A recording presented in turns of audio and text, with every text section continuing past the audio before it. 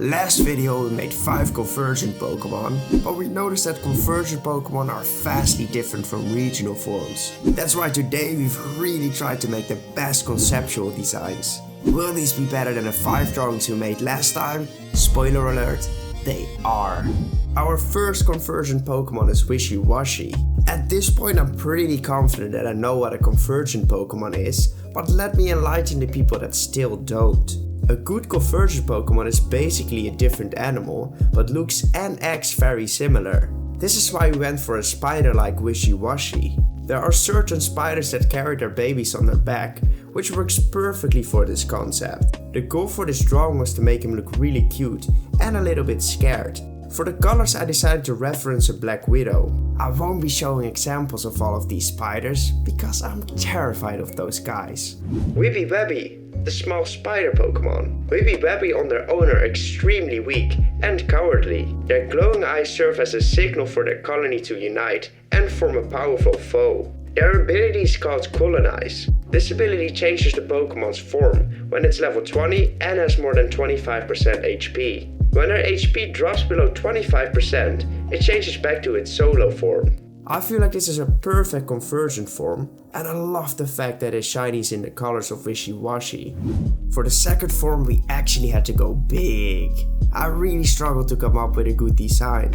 I tried a bunch of different poses for this guy. It only came together once I made his legs to look like multiple solo Wibby-Webbies. With these type of designs, you're mostly trying to not overcomplicate the drawing. I highly recommend taking a step back to look at your drawing, and if your brain can't immediately figure out what he's seeing, I recommend taking away some of its details. The colors I used for this drawing really made this piece come alive. I do feel like this would be the scariest Pokemon you could ever face. Wibby-Webby, colony form. While very weak on their own, Wibby-Webby can call its entire colony to fight as one. Whenever this happens, Wibby-Webby doesn't have a single predator. Even a fierce Calliope will run away in fear when it sees this Pokemon. Man, this Pokemon is nightmare fuel. I am so glad we made this concept work, because I could definitely see this Pokemon in one of their games.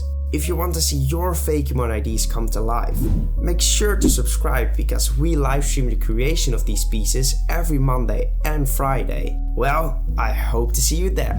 Up next is a Convergent form of Salamence. We immediately came up with a good animal for this drawing. We wanted to base him off a Plesiosaur. I did some edits on the official art and then added my own sketches onto the design. I did this because I wanted to capture the same energy the original Salamence has. I did play around with the shapes on his head quite a lot. Some designs made him look too much like a weasel, so we decided to bring back some of his original shapes. We did add some fins in between them to portray his water typing much clearer. It took me all the way to the shading of this piece to make me realize it looked very flat. Luckily this was an easy fix with just some spikes on his back. Paleomance, the violent Pokemon. Thought to be extinct, this Pokemon violently dominates over others, constantly attacking its rival, Lapras. The sightings of this Pokemon being alive has only been taken in the last 2 years.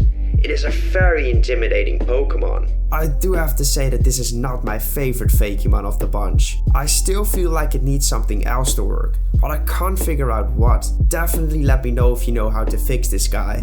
Our fourth Convergent friend is based off Reuniclus. This concept had so much potential from the start, because I just knew I would be able to make it cute. Someone in my stream suggested that we take inspiration of African bullfrogs. These frogs bury themselves into the ground to get a layer of mucus and mud to protect them from harsh sunny weather. This would work perfect for Reuniclus, since we could replace the plasma with the mud. I decided to add some random objects to the inside of the arms to keep the aesthetic sort of similar. I want to keep the colors close to the original as well, but then just with an orange tint.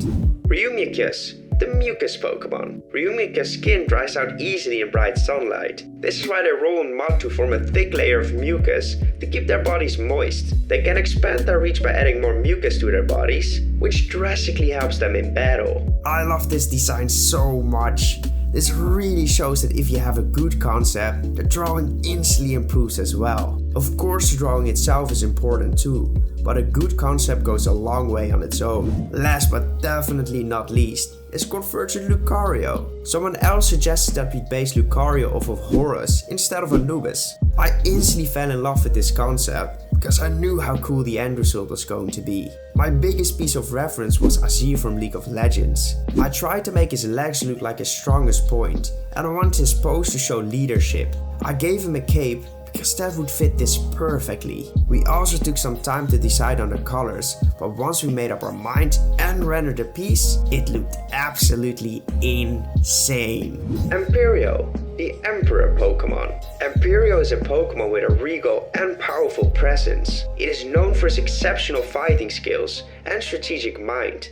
It is always seeking out new challenges and opponents to test its strength against. Its fiery passion burns brighter with every victory. Legends speak about week-long battles against Lucario, which appears to be its natural rival. Emperio's signature move is Pharaoh's Kick. This fiery kick always leaves a burn on its target. Wow, I have definitely improved my drawing skills, and I can't wait on the next challenge. Goodbye!